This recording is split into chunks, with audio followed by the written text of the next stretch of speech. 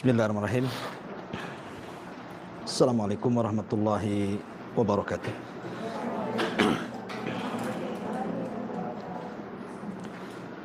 Alhamdulillah wassalatu wassalamu ala Rasulillah wa ala alihi wa sahbihi wa mawalah wa la hawla wa la quwata illa billahi wa ba'du. Langsung saja karena sudah lewat ya. Bab yang kita akan kaji di siang hari ini adalah bab tentang sabab kufri Bani Adam. Penyebab utama kekafiran anak Adam adalah al-ghulu fis salihin. Ghulu artinya melampau.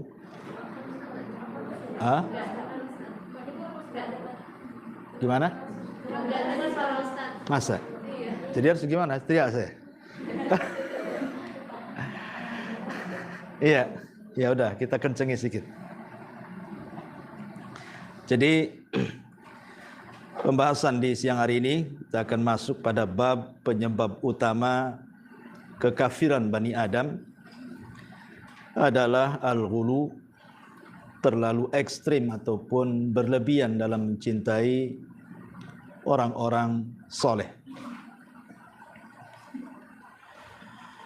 Kemudian mu'alif rahimahullah ta'ala memberikan beberapa dalil dari Al-Quran dan juga dari sunnah Nabi SAW. Pertama, surah An-Nisa ayat 171. Ya ahlal kitab la taghlu fi dinikum wa la taqulu 'ala Allah illal haq. Wahai orang-orang ahli kitab, maksudnya Yahudi dan Nasrani, janganlah kalian melampaui batas dalam agama kalian. Dan janganlah kalian mengatakan terhadap Allah kecuali yang benar. Dalil kedua, surah Nuh ayat 23. Wa qalu la tadharunna alihatakum wa la tadharunna waddan wa la suwa'an wa la yaghutha wa ya'uqa wa nasra. Dan mereka kaum Nuh berkata, janganlah sekali-kali kalian meninggalkan penyembahan Tuhan-Tuhan kalian. Jangan pula kalian meninggalkan Wad, Suwa, Yaghus, Ya'uq dan juga Nasr. Kemudian dalil yang ketiga dari hadis Nabi SAW, la tutruni kama ataratin nasara Isa ibn Maryam, innama ana abdun faqulu abdullahi wa rasul. Janganlah kalian berlebih-lebihan memujiku, kata Rasul, sebagaimana orang-orang Nasrani berlebihan dalam memuji Isa bin Maryam. Aku hanyalah seorang hamba, maka katakanlah hamba Allah dan Rasulnya. Kemudian hadis yang kedua, iyyakum wal ghuluwa fa innama ahlaka man qablakum al ghulu. Jauhilah oleh kalian sikap berlebih-lebihan, karena sesungguhnya sikap berlebihan adalah membinasakan orang-orang sebelum kalian. Dan yang terakhir, halakal mutanatti'un qalaha thalathan. Binasalah orang-orang yang bersikap berlebih-lebihan. Rasul mengulang-ulang dengan 3 kali. Baik. Bab ini menceritakan tentang kisah kesyirikan pertama yang pernah ada di permukaan bumi. Saya akan ceritakan dulu, baru masuk kepada tema, biar nyambung babnya. Kita tahu bahwa jarak antara Nabiullah Adam alaihi salatu wassalam dengan Nabi Nuh alaihi salatu wassalam itu disebutkan oleh Al-Imam Ibnu Jarir At-Tabari dari riwayat Ibnu Abbas radhiyallahu anhuma adalah asyrata qurun. 10 abad. Dari Nabi Adam ke Nabi Nuh itu 10 abad. 1 abad itu 100 tahun. Artinya jarak Adam ke Nuh itu 1000 tahun. Kita tahu bahwa anak-anak Adam itu yang masyhur 3, walaupun kan banyak. Putra-putri Adam itu ada sekitar 40. 20 laki-laki dan 20 perempuan. Tapi yang masyhur kan 3. Habil, Qabil, dan Syith. Yang kelak akan menjadi nabi kedua setelah Adam sebelum Idris. Lah dari Syith inilah keturunan umat manusia sampai hari ini. Karena kabilah Qabil dan Habil musnah. Nah, ada keturunan yang ada dari Nabi Allah Syith alaihi salam. Karena dari Syith inilah kemudian lahir anak cucunya sampai kepada Nuh alaihi salatu wassalam. Dan Nuh inilah disebut Abul Bashar Ats-Tsani, bapak manusia kedua setelah Adam. Bapak manusia pertama Adam, bapak manusia kedua Nuh. Kenapa Nuh disebut bapak manusia kedua? Karena setelah tragedi tufan, banjir bandang yang sangat besar di zaman itu, melululantakkan seluruh anak-anak Adam. Tidak ada yang selamat. Kecuali yang ada di perahu itu saja. Dan yang ada di perahu itu adalah 3 putra Nabi Nuh. Karena yang satu kafir tidak ikut perahu kan. Namanya Kanaan. Adapun yang di perahu ada namanya Syam, kemudian Ham, kemudian Yafis. Syam, Ham, Yafis. Itulah yang selamat dengan Nabi Nuh alaihi salatu wassalam di perahunya. Dan beberapa istri dan juga cucu-cucunya Nuh alaihi salam. Lah dari perahu itulah kemudian cikal bakal manusia sampai hari ini. Jadi kita ini keturunan orang-orang yang ada di perahu itu. Dari putra-putra Nuh. Dari situlah maka Nuh dinobatkan sebagai bapak manusia kedua. Karena semua manusia kembali kepada 3 putra Nuh. Kenapa saya ingin mukadimahi dalam bab ini, kisah ini sedikit? Karena begini. Ketika Allah Subhanahu wa taala berfirman tadi dalam surah Nuh ayat 23 tadi. Wa qalu la tadarunna wa la tadarunna alihatakum wa la tadarunna waddan wa la suwa'an wa la yaghutha wa ya'uqa wa nasra. Janganlah kalian meninggalkan sesembahan kalian. Jangan pula kalian meninggalkan kemudian yang pertama Wad, Suwa, Yaghus, Ya'uq dan Nasr. Firman Allah surah Nuh ayat 23 ini membicarakan tentang berhala tertua di dunia. Inilah permulaan adanya berhala. Sejarah berhala pertama inilah dari 5 manusia yang disebutkan dalam surah Nuh ayat 23 itu. Menjadi perselisihan para ulama, siapa Wad itu? Siapa Suwa, Yaghus, Ya'uq, Nasr ini siapa? Ada yang mengatakan bahwa 5 orang soleh ini dia adalah kaumnya Nabi Adam. Artinya keturunan Nabi Allah Syith alaihi salam, berarti mereka hidup sebelum Nuh. Jadi mereka itu hidup sebelum Nabi Nuh alaihi salatu wasalam, rentan waktu antara Nuh dengan Syith. Nah, itulah hidup 5 orang soleh ini. Artinya di zaman kekosongan sebelum ada Nabi. Nuh belum diutus, Nabi Syith sudah meninggal. Berarti kekosongan para nabi. Yang ada orang-orang soleh ini saja. Lah ketika orang-orang soleh ini menjadi panutan ketika itu, kaum sebelum Nuh alaihi salatu wassalam, menjadi rujukan. Ada yang mengatakan ini satu keluarga sebenarnya. Wad itu bapaknya. Kemudian Suwa, Yaghus, Ya'uq itu anak-anaknya. Jadi anak tertuanya namanya Suwa, kemudian adiknya Yaghus, adiknya lagi Ya'uq, adiknya lagi Nasr. Jadi ketika estafet dakwah Nabi Allah Syith alaihi salatu wassalam dipegang oleh Wad, dan semua orang suka dengan Wad ini. Makanya disebut Wad diambil dari kata wud. Wud itu artinya cinta. Makanya ada kalimat dalam Al-Quran mawaddatan wa rahmah. Kan itu ya. Wad itu artinya cinta. Karena dicintai oleh kaumnya Wad ini. Sehingga ketika Wad ini meninggal, estafet dakwah kemudian diteruskan putra tertuanya Suwa. Kemudian Suwa meninggal, diteruskan oleh Yaghus. Yaghus meninggal, diteruskan oleh Ya'uq. Kemudian terakhir diteruskan oleh Nasr. Ketika 5-5-nya meninggal, Tidak ada lagi orang soleh. Ketika itulah kemudian syaitan datang, ya, menggoda orang-orang supaya membuat berhala 5 orang soleh ini, kemudian belakangan disembah. Ini versi yang disebutkan oleh Imam Ibnu Jarir At-Tabari. Versi kedua disebutkan oleh Abdullah ibn Abbas radhiyallahu anhuma bahwa 5 orang saleh ini adalah kaumnya Nuh. Ya, dia bukan hidup sebelum Nuh, tapi hidup setelah Nuh. Karena kita tahu bahwa Nabi Nuh itu nabi yang paling panjang usianya.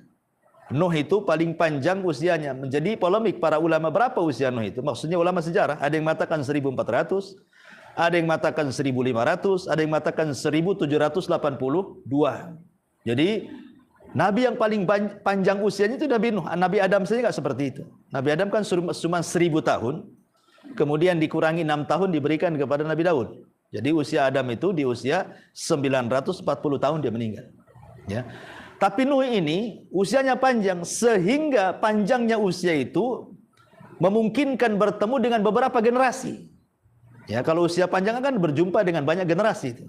Ya, karena panjang usianya. Lah di antara kaum Nuh itu ada 5 orang soleh ini. Sangat dicintai oleh kabilahnya. Dari mulai Wad, Yagus, Ya'ub, Suwa dan Nasr ini. Akhirnya kemudian ketika 5-5-nya meninggal, maka syaitan datang, iblis datang kepada mereka. Karena kita tahu bahwa ketika Nabi Adam alaihis salam turun dari sorga karena digoda oleh iblis itu, maka iblis sudah tidak bisa lagi menggoda Adam. Bahasa kitanya Adam sudah kapok lah kan itu ya, digoda iblis. Sehingga sasaran iblis itu karena Adam dan Hawa tidak bisa digoda, akhirnya melirik kepada anak turunannya.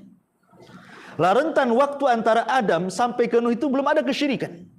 Kalau zina sudah ada, pembunuhan sudah ada. Qabil membunuh Habil kan itu ya. Di zaman Nabi Syith, musik sudah ada, zina, khamar sudah ada, tapi belum ada kesyirikan. Sama sekali. Mereka masih mentauhidkan Allah tapi terjerumus kepada dosa besar. Lah di zaman Nabi Nuh inilah kemudian iblis ada kesempatan. Karena kaumnya 5 orang soleh ini sangat cinta dengan 5 orang soleh ini. Akhirnya kemudian mereka pun memberikan was-was untuk membuat berhala. Maka dibuatlah berhala. Ya, ada yang mengatakan menurut riwayat Al-Waqidi Al-Imam Al-Waqidi yang dinukilkan oleh Al-Hafidh Ibnu Hajar dalam kitabnya Fathul Bari, bahwa kaumnya 5 orang salih ini membentuk patung-patung yang aneh-aneh. Kata Imam Waqidi, mereka membentuk patung Wad itu seperti manusia, laki-laki. Kalau Suwa seperti patung perempuan. Kalau Yaguth seperti singa, kal asad. Kalau Ya'ub itu seperti faras, kuda. Dan Nasr seperti burung nasr. Jadi berhalanya dibentuk, ada yang manusia laki-laki, perempuan, kemudian singa, kemudian kuda dan burung. Walaupun pendapat Imam Waqidi dibantah oleh sebagian ulama yang lain bahwa tidak, ya mereka dibentuk berhala seperti manusia semuanya. Tapi itu khilaf di antara ulama lah. Yang jelas bahwa iblis berhasil, akhirnya kemudian mereka membuat berhala, diletakkan di satu tempat. Tujuannya itu bukan disembah, tidak. Maksudnya itu patung-patung itu dibentuk hanya untuk mengingatkan kebaikan mereka. Jadi kalau mereka lewat ke patung-patung itu, akhirnya terngiang jasa-jasa mereka di masa mereka masih hidup gitu ya. Dibuat nostalgia dengan mereka itu. Lah generasi pembuat patung ini akhirnya sudah nggak ada, meninggal semua. Gantilah generasi kedua. Iblis datang lagi. Tapi pintar iblis itu karena bagaimanapun setan itu tidak sekali menggoda. Ada khutuwat di situ. Ada langkah demi langkah gitu ya. Jadi generasi kedua itu datang iblis lagi. Dan mengatakan, kalian kalau jauh-jauh datang ke tempat ini hanya melihat 5 patung ini, kenapa tidak diproduksi banyak-banyak saja? Letakkan di setiap rumah kalian patung-patung ini. Akhirnya diproduksi banyak-banyak sehingga tidak ada satu rumah kecuali ada berhalanya. Lihat bagaimana iblis. Belum disembah nih. Sengaja berhala itu diletakkan di rumah-rumah seluruh kaum 5 orang soleh ini. Generasi ketiga ini nggak paham. Ya, generasi ketiga ini nggak paham. Apa maksud tujuan bapak moyang mereka membuat patung itu? Iblis datang dalam bentuk orang soleh, kemudian mengatakan kepada mereka, saya loh hidup di antara zaman bapak dan kakek kalian. kalian tahu nggak maksud mereka membuat berhala ini? Mereka tidak tahu, kata mereka. Maka iblis mengatakan, sesungguhnya bapak dan moyang kalian membuat berhala itu supaya bisa menyembah Allah lewat mereka. Itulah yang diisyaratkan dalam firman Allah Azza wa Jal, ma na'buduhum illa liyuqarribuna ilallahi zulfa. Kami tidak menyembah mereka kecuali dalam rangka mendekatkan diri kepada Allah sedekat-dekatnya lewat mereka, lewat berhala-berhala itu. Ya, jadi mereka tidak langsung menyembah, hanya menjadikan patung-patung berhala-berhala 5 orang soleh itu hanya mendekatkan diri kepada Allah, tetap oleh yang disembah cuma lewat perantara mereka, dan berhasil. Kemudian setelah berhasil menjadikan mereka perantara sesembahan kepada Allah, generasi setelahnya tidak ada lagi cerita perantara, yang ada betul-betul disembah berhala itu. Lihat bagaimana khutuwat syaitan di sini kan, langkah-langkah syaitan itu. Pertanyaan pun muncul, kenapa kemudian berhala-berhala ini sampai di negeri Arab? Coba bayangkan, ya, kok sampai disembah di zaman jahiliyah? Padahal jarak Nuh alaihi salatu wassalam ke zaman jahiliyah di masa Rasul entah berapa ribu tahun, kita tidak tahu kan. Kenapa bisa muncul berhala-berhala itu? Akhirnya disembah oleh orang-orang Arab. Di sini juga ada 2 versi para ulama yang mengatakan bahwa versi pertama mengatakan setelah Allah Subhanahu wa taala utus Nabi Allah Ibrahim dengan Ismail, awalnya Ismail diletakkan di ini kayak diskon saja nih. Awalnya Ismail dengan Ibrahim diletakkan di Mekah. Ismail diletakkan di Mekah bersama Hajar. Ibrahim masih di Syam. Tapi setelah meninggal Hajar, gitu ya, maka Ibrahim pun hijrah, akhirnya tinggal di Mekah bersama anaknya Ismail, bahkan membangun sebuah Ka'bah. Dan berhasil mentauhidkan negeri Arab. Ya, negeri Arab berhasil ditauhidkan oleh Ibrahim. Kemudian setelah Ibrahim meninggal, dakwah dilanjutkan oleh Ismail alaihi salam. Artinya negeri Arab, negeri tauhid di zaman itu. Sampai kemudian kurun lama sekali dari meninggalnya Ibrahim, meninggalnya Ismail gitu ya, sampai kepada kabilah Ismail terkalahkan oleh suku Jurhum. Jurhum ini kan kabilahnya Ismail, kabilah Jurhum namanya. Dikalahkan oleh orang-orang Huza'ah. Dulu yang memerintahkan Arab itu adalah kabilah Jurhum, kabilahnya istrinya Ismail. Yang Ismail belajar bahasa Arab ke suku Jurhum tuh. Maka disebut musta'rab Ismail itu. Bukan orang Arab, fasih bahasa Arab. Maka disebut musta'rab. Ya, musta'rab. Dan Nabi SAW bukan musta'rab karena keturunan Ismail. Dia memang dari kecil lahir di Arab. Lain kalau Ismail memang lahirnya di Palestina. Kemudian dibawa ke Arab, belajar bahasa Arab ke suku Jurhum. Makanya jadi orang Arab. Makanya ada kaidah para ulama. Ya. Kalau tampang Anda seperti orang Arab, tapi tidak bisa bahasa Arab, Anda bukan Arab. Tapi kalau tampang Anda seperti orang Jawa, ya, atau orang Sumatera, walaupun tidak mancung pesek-blesek gitu ya bahasanya kan, tapi fasih bahasa Arab, Anda Arab. Ya, karena Ismail bukan orang Arab. Dia orang Palestina. Tapi belajar bahasa Arab kepada orang Jurhum, jadilah musta'rab orang Arab dia. Ya kan? Nah, itu juga ada kaidah seperti itu. Jadi percumalah tampang Arab kalau tak bisa bahasa Arab. Anda bukan Arab, Anda ajam. Ya, tapi tampang bukan Arab tidak apa-apa, tapi bisa bahasa Arab, Anda Arab. Nah, gitu maksudnya. Taib. Jadi setelah kemudian jauh zamannya, kemudian Jurhum kalah oleh Khuza'ah sampai Zam-Zam itu dikubur. Nah, inilah penguburan Zam-Zam ketika Jurhum dikalahkan Khuza'ah. Jadi takut air sumur Zam-Zam itu direbut oleh Khuza'ah, akhirnya dikubur sama suku Jurhum itu. Hilanglah itu di mana letak di mana Zam-Zam itu baru ditemukan di zaman Abdul Muthalib. Dia bermimpi, baru ditemukan tuh sumber Zam-Zam oleh Abdul Muthalib itu. Yang ingin saya kisahkan bahwa setelah Jurhum kalah oleh Khuza'ah, muncullah satu tokoh Khuza'ah namanya Amr ibn Luhai al-Khuzai. Amr ibn Luhai ini tokoh besar, orang kaya, menjadi penguasa Khuza'ah. Orangnya baik pula, dermawan dia. Disukai pula sama orang-orang Arab. Amr ibn Luhai. Jadi suatu ketika Amr ibn Luhai ini, dia kemudian safar. Safar ke mana? Ke negeri Arab. Ke negeri Arab sana. Ya. Jadi ke negeri Syam. Safar ke negeri Syam, entah mungkin berniaga atau mungkin berobat dan yang lainnya. Di Syam itu dia ketemu dengan satu kabilah semua penyembah berhala. Kemudian ketika ditanya oleh Amr bin Luhai ini, kenapa kalian menyembah berhala? Mereka mengatakan, karena berhala itu yang memberikan hajat-hajat kami. Ini berhala untuk ini, untuk itu, ini. Sampai kepada ini berhala untuk mendatangkan hujan katanya. Jadi pikir Amr bin Luhai, di Arab itu kan susah hujan. Akhirnya kemudian dibawalah kemudian satu berhala namanya Hubal. Ya, itulah berhala yang pertama dibawa dari Syam namanya Hubal, yang kemudian diletakkan di dalam Ka'bah itu. Dialah membawa patung Hubal. Lah karena cerita 5 orang soleh ini adalah cerita turun-temurun. Cerita turun-temurun. Jadi mereka suka generasi berikutnya menceritakan generasi berikutnya, sampailah di telinga orang-orang Arab bahwa dulu di zaman Nabi Nuh ada berhala namanya Wad, Suwa, Yaghus, Ya'uq, Nasr, gitu ya. Lah dari sini Amr ibn Luhai kemudian membuat berhala, diberi nama berhala-berhala itu. Artinya sebenarnya berhala-berhala di zaman Nabi itu tidak ada bentuknya seperti apa.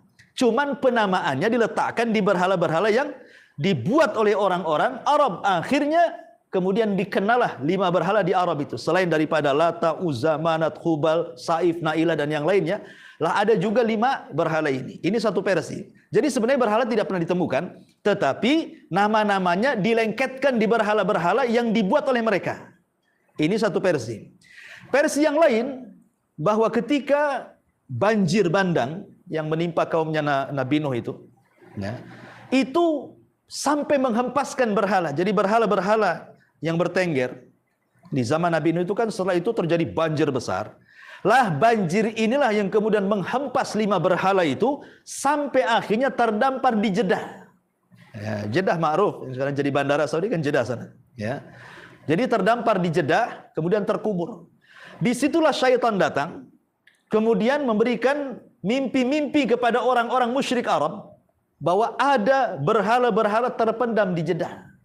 Akhirnya kemudian orang-orang Arab mengikuti alur mimpi dari iblis itu, maka mereka kemudian menggali situs-situs itu, akhirnya ditemukanlah 5 berhala yang dulu di zaman Nabi itu disembah, akhirnya kemudian diambil, ditenggerkan lagi oleh mereka.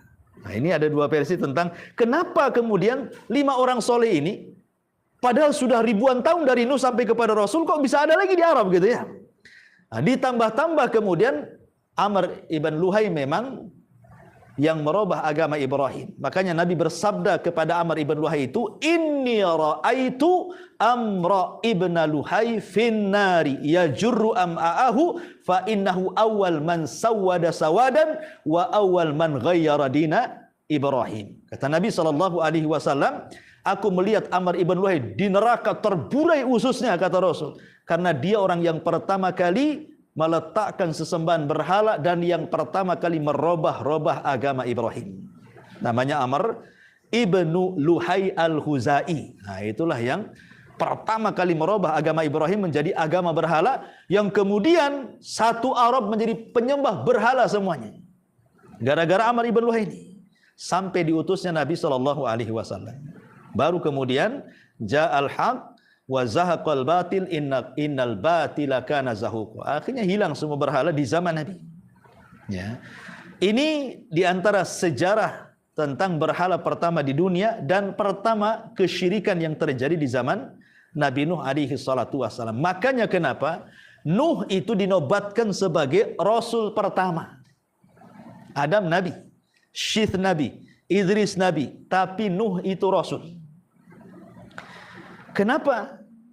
Definisi tentang nabi dan rasul itu kan banyak ya oleh para ulama itu. Ada yang mengatakan bahwa nabi itu dia diutus meneruskan estafet nabi berikutnya, tidak membawa hal yang baru. Tapi kalau rasul itu membawa hal yang baru, seperti umpamanya Isa dengan Musa. Walaupun orang-orang Nasrani masih mengamalkan Taurat dan dinobatkan sebagai perjanjian lama, dan Injil itu dijadikan perjanjian baru. Ya. Tetapi ada perubahan-perubahan yang ada di Injil, beberapa hukum dirubah oleh yang ada di Taurat, dirubah oleh Injil. Artinya kan ada perubahan di sini. Makanya Nabi Isa itu sebagai rasul terakhir dari rasul-rasul Bani Israel setelah Nabi Musa. Ya, tetapi yang pertama Nuh. Ada juga yang mengatakan itulah perbedaan nabi dan rasul. Tapi Syekh Albani rahimahullahu taala mengatakan bahwa perbedaan nabi dan rasul itu yang lebih tepat adalah kalau nabi itu diutus kepada kaum yang tidak bertentangan antara akidah nabi dengan para pengikutnya. Ya, kemungkaran banyak di mana-mana. Tetapi tidak ada kesyirikan. Maksudnya tidak bertentangan antara akidah nabi dengan kaumnya. Tapi kalau rasul diutus kepada kaum yang bertentangan secara akidah. Lah Nuh ini bertentangan dengan kaumnya karena kaumnya menyembah berhala orang soleh ini. Makanya dia dinobatkan menjadi seorang rasul pertama, awal rasul berdasarkan riwayat Isra dan Mi'raj, berdasarkan hadis syafaat. Ketika orang-orang datang kepada Adam, kata Adam, datang aja kalian kepada Nabi Nuh, katanya, aku tidak bisa. Maka mereka datang kepada Nuh. Salah satu dialognya orang-orang yang di padang mahsyar kepada Nabi Nuh itu apa? Anta awal rasul. Engkau adalah rasul pertama. Gitu. Dari sini kita tahu bahwa Nuh adalah rasul pertama. Karena dialah yang diutus kepada umat yang pertama kali terjadi kesyirikan. Kesyirikan di alam semesta ini di zaman Nabi Nuh alaihi salatu wassalam. Dialah Wad, kemudian Ya'uq, Suwa, Yaghus, Nasr, yang kemudian berawal dari 5 sesembahan ini akhirnya berkembang. Lihat coba. Kan awalnya yang disembah ini cuma 5 ini saja. Tapi belakangan kemudian menyebarkan kesyirikan. Di zaman Nabi Ibrahim sudah nyebar tuh sesembahan. Bukan hanya 5 berhala ini saja. Ada yang menyembah bulan, ada yang menyembah bintang, ada yang menyembah matahari. Makanya Ibrahim itu pernah datang kepada kaum penyembah bintang. Kemudian mengatakan kepada penyembah bintang itu sambil melihat bintang. Hadza Rabbi, katanya. Oh, ini Tuhanku, katanya. Oh, senanglah Ibrahim dah tobat, katanya, menyembah bintang. Tapi ketika pagi hari bintang pula tak ada. Apa kata Ibrahim? Innila uhibbul afilin. Mana mungkin Tuhan kok muncul tenggelam. Tuhan apa ini, katanya kan? Akhirnya dibatalkanlah sesembahan itu. Dari sini menunjukkan bahwa kesyirikan itu berkembang tuh. Kesyirikan berkembang kan? Dari 5 orang akhirnya menjadi nyembah matahari, nyembah bulan, nyembah bintang. Dari nyembah matahari, bulan, bintang dan berhala sampai hari ini segala sesuatu disembah. Sampai ada orang nyembah uang, ya kan? Zaman sekarang kan uang nggak disembah. Ya, dolar, rupiah, ringgit, euro, macam-macam disembah. Orang lebih baik cari uang daripada sholat, kan itu. Sama aja dengan nyembah berhala. Bahkan bukan hanya uang saja, sampai orang nyembah pakaian. Rasul yang mengatakan, ta'isa abdu dinar wa ta'isa abdu al-khamisa wal khamilah. Celaka hamba-hamba dinar, hamba-hamba dirham, dan hamba-hamba pakaian. Hamba pakaian itu biasanya perempuan, laki-laki jarang. Laki-laki pakai kaos seminggu nggak ganti-ganti. Nah, biasanya yang hamba pakaian itu perempuan gitu ya. Ya, pakaian tidur lain, pakaian kondangan lain, pakaian dapur lain. Pokoknya satu hari 10 kali dia ganti. Ya, hari-hari browsing, COD, ya, Shopee, gitu, Tokopedia, semua ada tuh di aplikasi itu. Nah, itu namanya penyembah pakaian. Ya, bikin otaknya itu nabung hanya untuk pakaian. Ya. Jadi dari 5 orang kemudian berkembang jadi menyembah matahari, bulan, sampai semua disembah. Coba di India itu, ya, macam-macam. Saya pernah membaca buku perkembangan agama di India itu sampai 1000 agama. Kalau 1000 agama berarti 1000 Tuhan. Gitu ya. Makanya di India macam-macam, sapi disembah, ular sendok disembah, kan itu. Apalagi kan, semua disembah di sana itu. Patung-patung macam-macam disembah. Ya. Artinya bahwa di sini berkembang, berhasil setan itu menjadikan dari 5 berhala menjadi 10 berhala, 100 berhala, entah berantah sekarang. Karena semua disembah oleh manusia. Begitulah setan langkah demi langkah berhasil kemudian menggoda Bani Adam. Taib, kita masuk kepada dalil-dalil pengarang di sini. Ya. Di sini dalil yang pertama adalah An-Nisa 171. Ya ahlal kitab la taghlu fi dinikum wa la taqulu 'ala Allah illal haq. Wahai ahli kitab. Wahai ahli kitab. Janganlah kalian ekstrim berlebih-lebihan dalam agama kalian. Dan jangan kalian mengatakan kepada Allah kecuali sesuatu yang benar. Islam itu adalah agama wasat. Ya, Islam itu adalah agama wasat. Wasat itu artinya pertengahan. Makanya dijelaskan oleh sebagian para ulama seperti yang dikatakan oleh Imam Ibnu Jauzi rahimahullahu taala. Ma min amrin amarallahu bihi illa aradahu syaitanu bi khaslataini la yubali ayyuhuma asab. Al-ghulu wa taksir. Tidak ada satupun perintah Allah kecuali akan diselisih syaitan dengan dua sifat. Syaitan tidak peduli. Yang penting manusia jatuh ke dua sifat ini. Terserah kata syaitan. Yang penting masuk kedua-duanya. Dari sini kita tahu bahwa langkah yang paling bahaya dari langkah syaitan adalah dua cara. Pertama, kata Ibnu Jauzi, al-ghulu. Pertama, dibuatnya manusia itu berlebihan. Berlebihan dalam beribadah, berlebihan dalam mencintai orang-orang soleh. Ataupun sebaliknya, at-taksir. Dibuatnya manusia itu meremehkan, nggak peduli dengan sholat, nggak peduli dengan puasa, pokoknya nggak peduli dengan ibadah. Syahwat aja dia ikuti. Yang satu pula rajin ibadah, tapi melampaui pagar yang sudah dipagari syariat. Makanya Islam itu berdiri tengah-tengah. Kita tidak meremehkan, kita tidak pula ekstrim. Nah, itu disebut din al-wasat namanya. Ya, agama yang tengah-tengah berdasarkan firman Allah surah Al-Baqarah 143. Wa kadzalika ja'alnakum ummatan wasata. Nah, demikianlah kami jadikan kalian sebagai umat yang adil, pertengahan dalam segala hal. Ya, baik antara ahli sunnah dengan kelompok-kelompok yang sempalan daripada Islam, ataupun antara Islam dan agama-agama yang lain. Maka Islam itu agama pertengahan. Contoh yang mudah saja. Orang-orang Yahudi, wanita-wanita haid bagi orang Yahudi itu dianggap najis, badannya najis. Orang Yahudi kalau ada wanita haid, dianggap najis. Makanya tidak boleh tidur satu kamar, ya, tidak boleh makan satu meja, susah juga itu jadi punya suami orang Yahudi itu. Bagi haid tidak boleh satu kamar, nggak boleh satu meja, dikurung, ya kan, kayak di penjara. Ini Yahudi ekstrim dia. Nasrani pula lah meremehkan. Wanita haid bisa digauli. Wanita haid bisa digauli orang-orang Nasrani. Maka Islam tengah-tengah, tidak menganggap wanita haid itu najis gitu ya. Tapi juga Islam melarang tidak boleh digauli. Boleh satu kamar, boleh satu meja makan, tapi tidak boleh digauli. Nah, itulah bentuk bagaimana Islam itu tengah-tengah di antar sesama umat beragama. Dia tengah-tengah. Ya. Atau umpamanya contoh yang lain.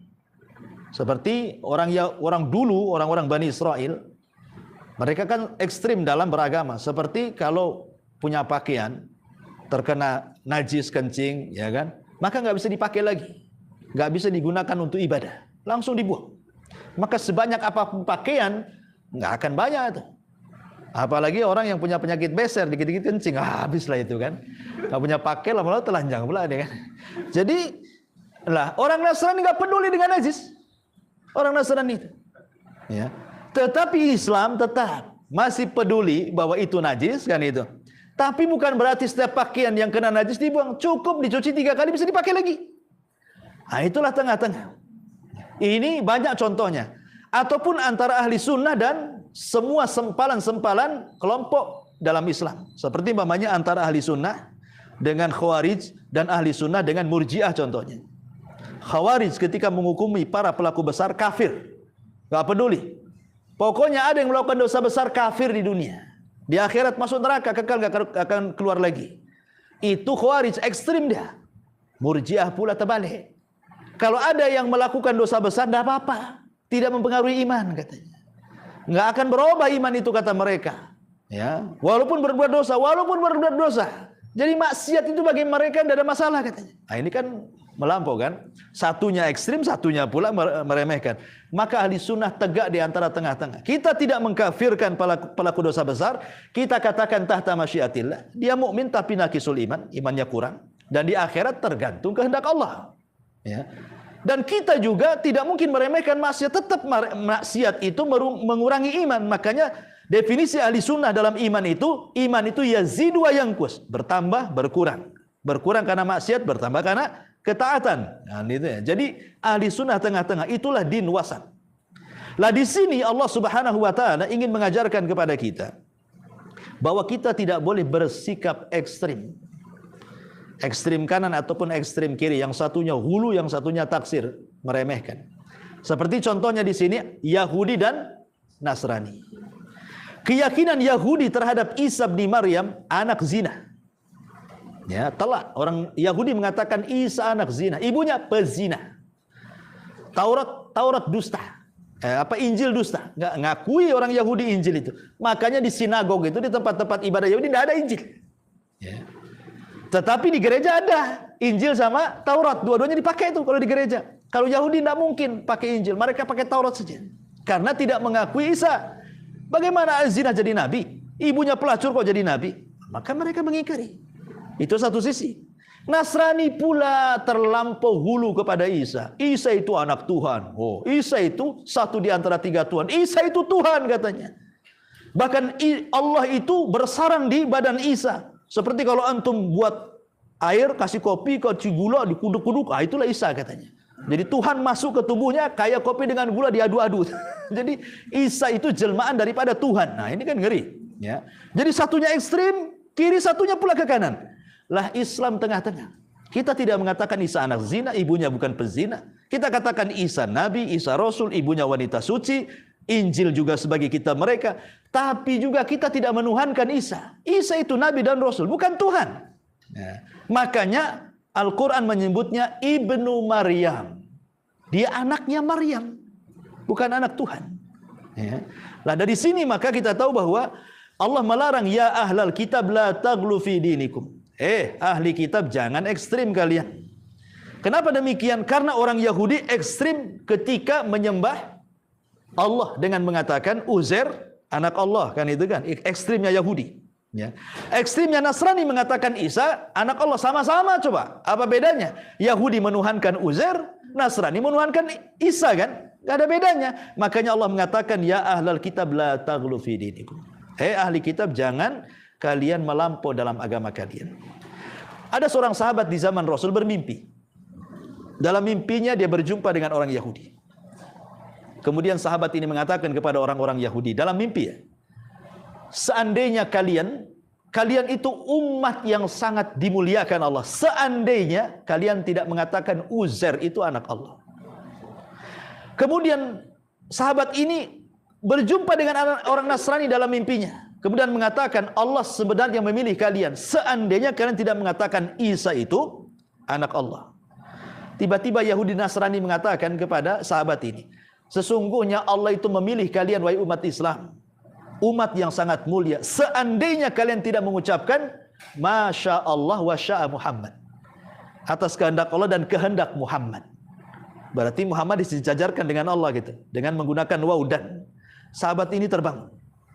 Kemudian datang kepada Nabi SAW menceritakan mimpinya ini. Ya. Maka setelah Nabi SAW tahu, langsung mengatakan kepada para sahabatnya, jangan mengatakan Masya Allah wa sya'a Muhammad, tapi katakanlah Masya Allah wahdah. Ya kan? Jangan kalian katakan atas kehendak Allah dan Muhammad, tapi katakanlah atas kehendak Allah saja. Langsung dirubah sama Nabi. Ya. Artinya kita berusaha menerima kebenaran, tapi mereka tidak menerima kebenaran. Mereka kita katakan dengan berbagai macam dalih pun tidak akan menerima, tetap aja menuhankan Isa. Yahudi tetap menuhankan Uzair. Ya. Tapi kita diluruskan oleh Nabi SAW tidak mengatakan Masya Allah wa sya Muhammad, tetapi Masya Allah wahdah. Kalaupun harus ditambah, tidak menggunakan waw, tapi menggunakan thumma.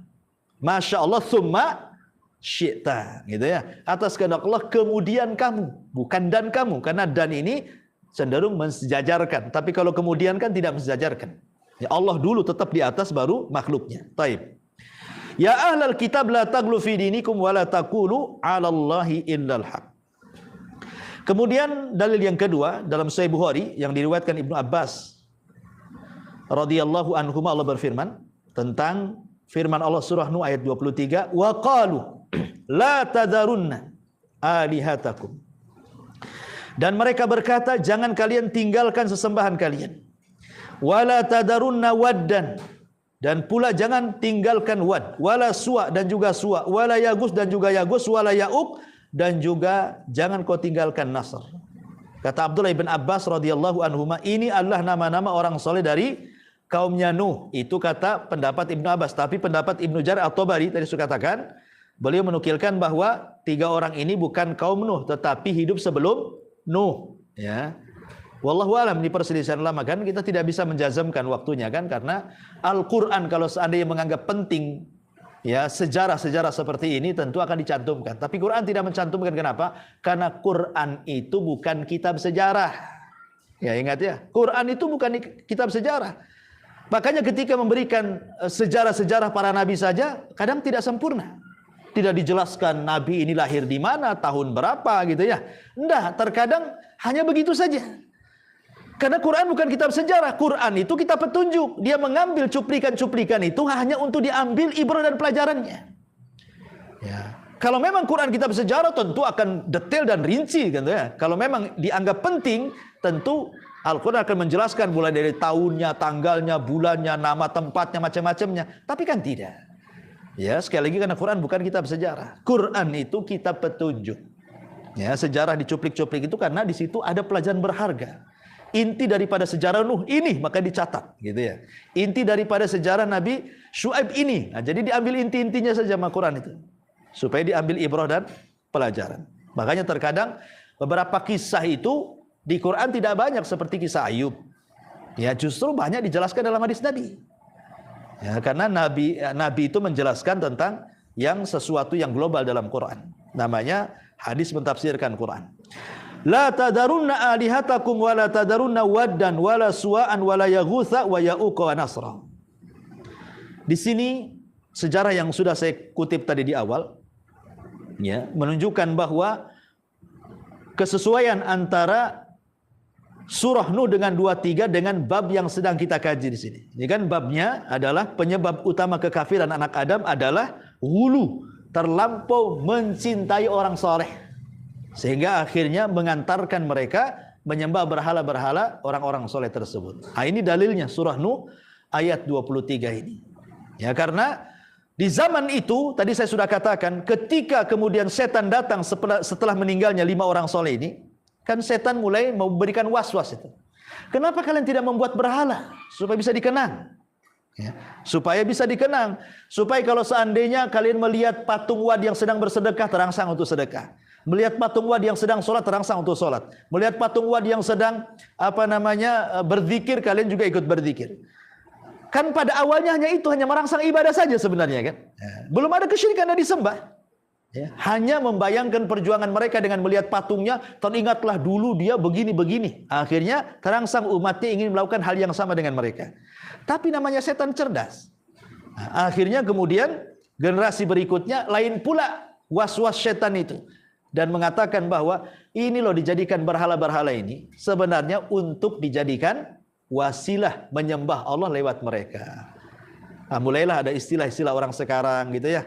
Kenapa kita mesti lewat orang-orang soleh ini kalau berdoa katanya? Karena kita ini umat berdosa.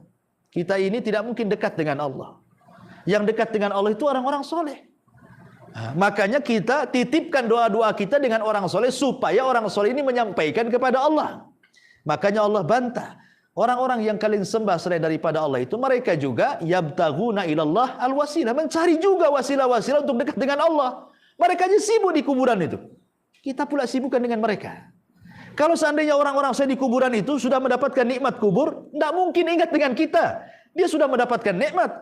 Kalau dia mendapatkan azab kubur, makin gak ingat. Dia pun sibuk mendapatkan azab kalau dia orang fasik. Ya, macam mana kemudian kita orang yang di atas kuburan mau minta-minta sama orang di kuburan? Apalagi aneh-aneh mintanya.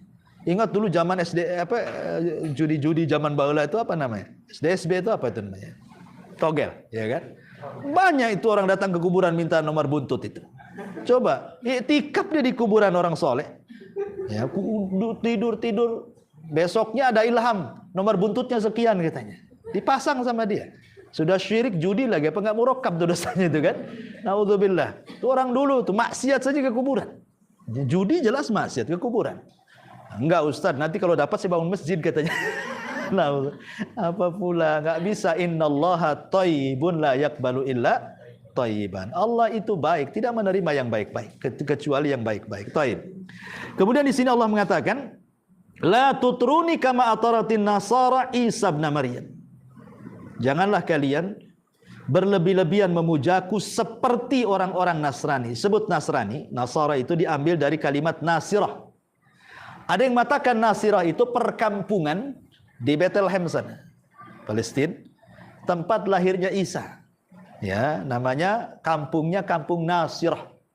Ya, di Bethlehem sana. Jadi kenapa orang Nasrani disebut Nasara? Karena dinisbatkan kepada kampung kelahiran Isa, namanya Nasirah. Jadi Nasara. Ya. Ada juga Nasara itu diambil dari perkataan orang-orang Hawariyun. Yang disebutkan dalam Al-Quran itu man ansari ilallah. Man ansari ilallah. Ya, siapa yang akan menjadi penolong-penolongku? Maka orang-orang Hawariyun mengatakan nahnu ansarullah. Sejak itulah Nasrani dinisbatkan kepada orang-orang Hawariyun. Karena mengatakan nahnu ansarullah, penolong-penolong Isa bin Maryam. Jadi ada dua penamaan kenapa Nasrani disebut Nasrani. Karena diambil dari perkampungan Nasrani namanya Nasirah, atau karena diambil dari perkataan orang-orang Hawariyun nahnu ansarullah. Kalau Yahudi beda. Ya, ada yang mengatakan Yahudi diambil dari Yahudi dari bapak moyang mereka namanya Yahuda ibnu Yakub. Jadi turunan ini disebut Yahudi. Ya. Ada juga yang mengatakan Yahudi itu diambil dari kata-kata hudna. Hudna itu artinya bertobat. Jadi ketika 70 orang pilihan Nabi Musa alaihi salatu wasallam dibawa oleh Nabi Musa ke Bukit Saina. Maksudnya mereka mau diajarkan Taurat oleh Nabi Musa sebelum Taurat diajarkan kepada Bani Israel. Ya. Jadi ketika orang-orang 70 orang ini, kata Nabi Musa, saya akan ajarkan Taurat kepada kalian supaya kalian bisa ajarkan Taurat ini kepada Bani Israel yang lainnya. Tapi mereka malah kemudian mengatakan apa? Kami tidak mau hanya sekedar menerima Taurat itu saja. Kami ingin bukti. Apa buktinya? Lan nu'mina laka hatta narallaha jahra. Kami tidak akan beriman kepadamu dan kepada Taurat ini wahai Musa sampai kau tampakkan Tuhanmu di hadapan kami. Nah, kan ngeri orang-orang Bani Israel ini. Ini yang ngomong bukan orang awam, 70 orang pilihan mengatakan seperti itu. Allah murka, fa akhadathhumus sa'iqatu. Akhirnya datang halilintar petir membunuh mereka semuanya. Mati semua 70 orang itu. Tetapi Nabi Musa sedih dengan kematian mereka. Ya Rabb, mereka orang-orang yang pilihan yang sudah aku didik mereka. Kalau aku harus mendidik lagi, lama lagi, hidupkan lagi lah mereka katanya. Akhirnya hidupkan lagi. Ya, dihidupkan lagi yang 70 orang itu. Kemudian mereka pun berdoa kepada Allah, hudna ilaika. Hudna ilaika, kami bertaubat kepadamu. Ya, dari 70 orang pilihan ini ketika mengatakan hudna ilaik, maka akhirnya dinisbatkan kepada perkataan 70 orang. Hudna jadi Yahudi. Nah, jadi kata-kata Yahudi diambil dari kalimat hudna. Ada juga yang mengatakan Yahudi diambil dari tahawwa, dari taharruk. Mereka itu tergesa-gesa ketika membaca Taurat. Lihat orang Yahudi itu kalau baca Taurat di dinding ratapan tuh goyang-goyang tuh kan, saking cepatnya. Ya. Jadi Yahudi diambil tahawud artinya taharruk, bergegas-gegas, bersegera-segera. Makanya Islam melarang. Ketika Nabi SAW datang Jibril, kemudian Jibril membacakan ayat, Rasul langsung ikut-ikutan dia. Pemanya Jibril mengatakan Qul huwallahu ahad, Rasul mengatakan Qul huwallahu ahad, malah diikuti suaranya. Maka Allah turunkan, la tuharrik bihi lisanaka litajala bihi. Nggak usah kamu ikut-ikut apa yang diomongkan Jibril. Diam saja wahai Muhammad. Nanti Allah kasihkan Quran itu di dadamu. Nanti kau hafal sendiri gitu maksudnya. Nah, sejak itulah maka Rasul melarang, tidak boleh istijal membaca Quran, tidak boleh. Harus tartil, baca Quran harus tartil. Karena Allah mengatakan la tuharrik bihi lisanaka litajala bihi. Jangan seperti orang Yahudi. Baca Taurat itu bergeleng-geleng saking cepatnya. Nah, makanya kita disuruh tartil, ada bacaannya, ada tajwidnya, ada tahsinnya, makhorijul hurufnya, ada lagunya, macam-macam Quran itu, sehingga enak didengar. Ya, kalau tergesa-gesa mana enak didengar. Ya, jadi ini juga kalimat Yahudi. Kembali kepada firman hadis Nabi SAW di sini, la tutruni kama ataratin nasara Isa bin Maryam. Isa Rasul terakhir Bani Israel. Dan keyakinan kita terhadap Isa, Isa tidak disalib, Isa tidak dibunuh, bahkan Isa diserupakan, bahkan Isa diangkat ke langit. Isa belum mati. Keyakinan Nasrani kan Isa disalib, mati di tiang saliban. Ya, kita mengatakan tidak. Isa tidak disalib, Isa diangkat ke langit. Jadi ketika mau diserbu kan, karena kematian Nabi Yahya, kemudian setelahnya disusul dengan Zakaria. Ya.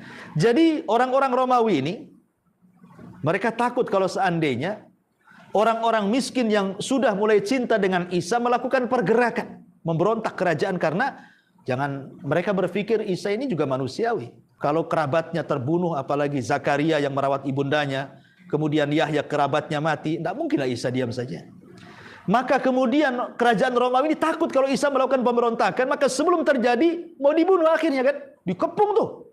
Lah ketika itu kan ada 12 orang pilihan yang disebut dengan Hawariyun. Kata Isa, aku tidak akan lama lagi di sini. Ya, pasukan orang-orang Romawi sudah akan datang mengepung kita dan aku tidak akan selamat.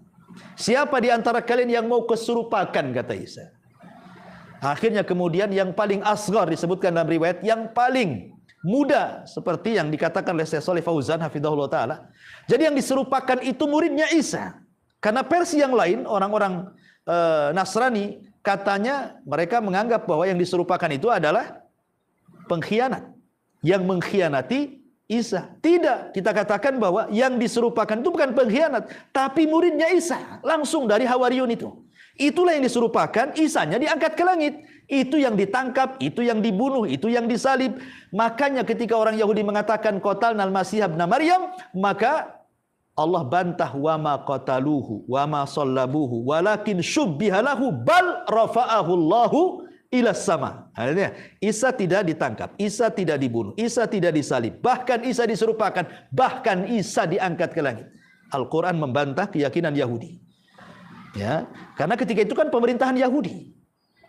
Makanya orang Yahudi ketika mengambil orang yang diserupakan Isa kemudian dibunuh, disalib, itu mereka dengan bangga mengatakan qatalna Isa ibn Maryam. Makanya di antara faedah kenapa Isa turun di akhir zaman itu untuk membantah satu orang-orang Yahudi bahwa Isa belum mati. Buktinya dia turun. Ya. Yang kedua, membantah orang Nasrani, dia bukan Tuhan karena dia akan sholat di belakang Imam Mahdi. Masa Tuhan sholat di belakang Imam Mahdi? Cemana pula? Siapa yang disembah, siapa yang nyembah kan itu ya. Dia bukan Tuhan, dia hamba. Ya, dan akan bertugas menolong kaum muslimin, menegakkan keadilan, membayar jizyah, ya, menghapus jizyah, ya, kemudian membunuh babi, mematakan salib, dan begitu seterusnya disebutkan dalam hadis Bukhari dan Muslim dan hadis-hadis yang lainnya. Kemudian syahidnya di sini adalah kalimat innama ana abdun faqulu abdullah wa rasulun. Saya ini seorang hamba. Katakan hamba Allah dan Rasulnya. Kenapa abdun? Supaya la yu'bad. Kenapa Rasul? Supaya la yukadzab. Ulama mengatakan ya, abdun fala yu'bad wa rasulun fala yukadzab. Nah, itu bahasanya. Kenapa disebut abdun? Supaya jangan disembah. Kenapa dia Rasul? Supaya jangan didustakan. Makanya kalimatnya abduhu wa rasuluh. Ya. Ini dalil yang ketiga. Dalil yang keempat, di sini Rasul mengatakan dalam riwayat yang lain, keluarkan Imam Ahmad, Tirmidzi, Ibnu Majah dan Ibnu Abbas, iyyakum wal ghuluwa fa innama ahlaka man kana qablakum al ghuluw. Hati-hati kalian, jangan kalian bersikap gulu, berlebihan, karena sikap gulu telah membinasakan orang-orang sebelum kalian. Di zaman Rasul, Nabi SAW ketika manasik haji, dia memerintahkan Abdullah ibn Abbas kalau tidak salah radhiyallahu anhuma untuk mengambil batu-batu kerikil kecil untuk lempar jumrah, ya segede-gede ruas ini. Nah, kalau nanti ditakdirkan Anda haji lempar jumrah, jangan pakai batu besar karena orang mati. Ya, satu ruas ini saja. Ya, satu ruas kecil gini. Kan banyak nanti kerikil-kerikil itu. Ya, 7 butir. Ya. Lah Nabi SAW meminta agar dicarikan batu itu. Dapatlah batu segede-gede ruas gini. Kemudian diserahkan kepada Nabi. Kemudian setelah itu Nabi SAW memanggil para sahabat semuanya yang sedang haji itu. Kemudian memberitahu, kata Rasulullah, mithlu hadhihi, kata Rasul. Seperti inilah batu yang kalian harus lempar. Mithlu hadhihi tarmun, kata Rasul. Seperti inilah batu yang harus kalian lempar. Fa inna ma ahlaka man kana qablakum al-ghuluwu fid din, kata Rasul. Karena sebab kehancuran umat kalian itu berlebih-lebihan dalam agama. Jadi Rasul mengajarkan jangan berlebih-lebihan. Sampai ketika melempar jumrah pun jangan berlebih-lebihan. Tapi hari ini coba payung dilempar, sendal dilempar, semua dilempar. karena keyakinannya melempar setan. Ya. Padahal hadis tentang lempar jumrah itu melempar setan hadisnya dhaif. Yaitu hanya manasik, kita kan ta'abbud sifatnya. Itu yang harus kita lakukan karena kita mencontoh Nabi seperti itu. Adapun keyakinan bahwa melempar setan itu semua riwayatnya lemah. Jadi cukuplah kita melempar. Tapi karena kadang sudah menjadikan keyakinan melempar aja sampai marah tuh. Karena seolah-olah setan di depannya, makanya semua dilempar. Ya, kalau bisa ujung payung itu kena tuh sama muka setan tuh. Sama sendal dibanting kan. Bukan begitu caranya, itu ghulu namanya. Makanya Rasul mengatakan seperti inilah yang kalian lempar. Ya. Kemudian yang terakhir, riwayat Muslim dari Ibnu Mas'ud radhiyallahu an, Nabi SAW mengatakan halakal mutanatti'un. Binasalah orang-orang yang melampaui batas. Binasalah orang-orang yang melampaui batas. Binasalah orang-orang yang melampaui batas. Sampai 3 kali Nabi SAW. Ya, ini juga dapat faedah bahwa kalau seseorang melampaui dari kapasitasnya, pasti akan melampaui. Namanya melampaui batas itu artinya kita dipagari sampai di sini, dia loncat pula pagar. Itu namanya melampaui batas namanya. Kita punya tanah sampai di sini, digeser pula patoknya ke sini. Itu melampaui batas namanya. Ya. Dalam agama tidak boleh melampaui batas. Makanya dari awal saya dikasih mukadimah bahwa ahli sunnah itu tengah-tengah. Dia tidak ekstrim kiri, ekstrim kanan. Dia wasat. Dia tidak melampaui batas. Ya. Dalam bab apa saja. Contoh umpamanya dalam bab aulia. Keyakinan kita kepada wali-wali Allah. Ya. Kita katakan bahwa orang-orang yang mengatakan bahwa wali itu kan ada yang ekstrim. Dengan mengatakan wali itu harus punya karomah. Wali itu harus punya karomah. Kalau tidak punya karomah, bukan wali. Jadi ada orang ekstrim mengatakan terhadap pemahaman wali-wali Allah itu harus punya karomah. Makanya kemudian banyaklah kisah-kisah aneh-aneh. Ada wali bisa terbang, ya kan? Ada wali bisa berjalan di air. Makanya dengan telak Imam Syafi'i mengatakan apa? Idza ra'aitar rajula yatiru fil hawa aw yamshi fil ma. Kalau ada orang berpenampilan agama, kok bisa terbang?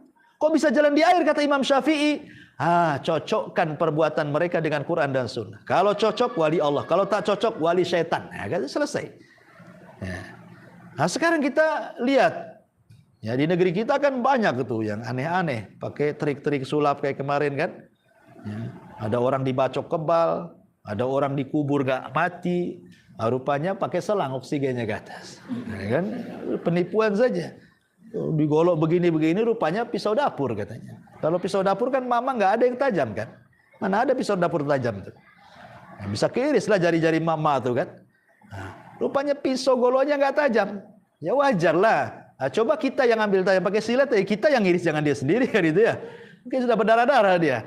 Artinya bahwa di sini ada yang terlalu ekstrim. Wali itu harus punya karomah. Tapi ada yang melampau. Nggak ada wali-wali itu, sama aja katanya. Ya kan? Ahli sunnah tidak, kita katakan wali ada. Karena Rasul yang mengatakan man adali waliyan faqad adantuhu bil harbi. Ya, tapi wali tidak terbatas, siapapun bisa jadi wali Allah. Asal kata Nabi SAW, wa ma yazalu yataqarrabu abdin bin nawafil hatta uhibbahu fa idza ahbabtahu kuntul ladzi, dan seterusnya. Hadis qudsi itu. Ketika hamba-hamba ini sudah mengerjakan sesuatu yang dicintai Allah dari kewajiban, kemudian ditambah yang sunnah-sunnah. Ketika dia banyak melakukan yang sunnah-sunnah, kata Allah dalam hadis qudsi, maka aku semakin cinta dengan dia. Ketika aku cinta dengan dia, aku menjadi penglihatannya, aku menjadi pendengarannya, aku menjadi tangannya, aku menjadi kakinya, dan begitu seterusnya. Ya, artinya disebut wali itu karena mereka banyak mengerjakan yang wajib dan mengerjakan yang sunnah. Itulah wali-wali Allah. Wali-wali Allah. Bukan wali-wali itu harus hidup di gua-gua gitu. Ngapain di gua-gua kan? Ya. Kemudian harus begini begitu, tidak. Wali dalam Islam itu sebenarnya mudah. Asal mau taat kepada Allah, nanti jadi wali Allah. Dan bukan seperti pandangan sebagian orang, la ya'riful wali illal wali. Tidak bisa mengenal sosok wali kecuali wali juga katanya. Ya kalau wali murid sama wali murid kenal gitu kan. Gitu. Ya, kan ini kaidah dari mana? Tidak mengenal wali kecuali wali itu? Nggak ada. Yang menentukan fulan wali, alan wali itu Allah. Nah, kita ini hanya berusaha saja, mudah-mudahan kita termasuk wali-wali Allah. Dan tidak mesti karamah. Wali Allah tidak mesti harus punya karamah. Sebab kalau harus punya karomah semua wali itu, gimana sahabat Nabi? Tidak dikenal karomahnya. Abu Bakar tidak dikenal karomahnya. Apakah kemudian wali-wali yang ada karomah lebih mulia dibandingkan sahabat yang tidak ada karomah? Kan tidak bisa juga digitukan. Tetap sahabat lebih utama walaupun tidak ada karomah. Artinya bahwa karomah itu bukan menentukan derajat wali ini lebih mulia dibandingkan wali itu, tidak. Yang menentukan derajat itu ketaatan wali ini kepada Allah. Dan wali tidak mengatakan dirinya wali. Saya wali. Akhirnya buat kartu nama, taruh sini pula, wali. Wali band pula. Jadi nggak begitu, karena namanya wali Allah itu ibadahnya paling ikhlas. Nggak ada yang tahu kecuali dengan Allah kan. Namanya wali itu dia paling ikhlas orangnya. Nggak mungkin mengatakan saya wali gitu. Ya, karena menunjukkan kalau saya mengatakan saya ini wali, nanti tumbuh pula ria, ujub dan begitu seterusnya. Intinya bahwa ahli sunnah tengah-tengah bagi orang yang gulu terhadap wali ataupun yang mengingkari para wali. Atau dalam bab yang lain, contohnya umpamanya dalam bab kecintaan kepada para sahabat. Ya. Orang-orang Khawarij, orang-orang Syiah mengkafirkan para sahabat. Orang Khawarij kafir para sahabat itu. Walaupun tidak semua. Yang lebih ekstrim orang Syiah kan, mengatakan bahwa setelah meninggalnya Rasul, semua sahabat kafir kecuali 7. Cuma dibatasi 7 orang sama Syiah itu. Ya, siapa namanya? Salman Al-Farisi, Miqdad ibn Aswad, Ali, Abu Aswad Ad-Du'ali, bukan Abu Aswad Wadani, dia tabi'in. Pokoknya 7 orang lah. Nah, selebihnya kafir. Nah, ini kan bahaya. Bahaya sekali gitu. Di sisi lain mereka mencintai para sahabat tapi ghulu sampai menyembah kuburan-kuburannya. Maka ahli sunnah tengah-tengah, kita tidak mengkafirkan para sahabat, tapi tidak menganggap para sahabat Tuhan. Ya, mereka sama dengan kita, cuman derajat mereka jauh lebih tinggi dibandingkan kita. Bahkan kalau seandainya kita infak 1 gunung Uhud, tidak ada apa-apanya dengan pahala mereka, kata Nabi. Ini juga salah satu contoh bagaimana ahli sunnah tegak tengah-tengah. Ya, termasuk juga dalam masalah-masalah takdir umpamanya kan, antara Jabriyah dan Qadariyah, ya. Maka ahli sunnah tengah-tengah antara Qadariyah yang menafikan takdir Allah Subhanahu wa taala dan antara Jabriyah yang menetapkan takdir sampai ekstrim bahwa kita ini seperti boneka, Allah itu dalangnya yang menggerakkan kita. Tidak, ahli sunnah tengah-tengah. Kita tetap punya kehendak, tapi kehendak kita di bawah kehendak Allah, dan begitu seterusnya. Makanya kenapa di sini Nabi mengatakan halakal mutanattiun, binasalah orang-orang yang melampaui batas. Ya, wallahu alam. Ini bab terakhir ya yang kita pelajari.